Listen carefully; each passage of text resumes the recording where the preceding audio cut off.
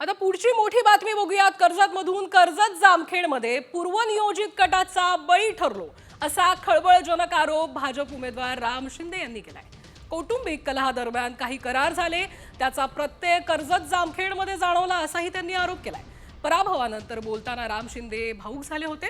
दरम्यान अशा प्रकारची वक्तव्य चुकीची असल्याचं राष्ट्रवादीचे प्रदेशाध्यक्ष सुनील तटकरेंनी म्हटलंय। कौटुंबिक अघोषित एक करार झाला होता, किंबहुना कर्जत जामखेडच्या संदर्भामध्ये माझ्या विरोधी एक कट रचला गेला होता।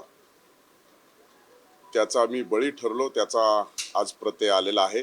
परंतु आज स्वतःच अजितदादांनी सांगितलं की मी सभेला आलो असतो तर तुझं काय झालं असतं।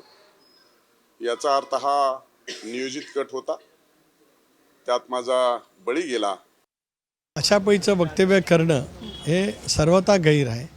अशा पैची वक्तव्य आम्हालाही किंवा आमचे उमेदवार काही ठिकाणी करू शकतील, पण त्यापेक्षा अभूतपूर्व असं यश महाराष्ट्रातल्या जनतेने आपल्या पदरामध्ये टाकलेलं आहे।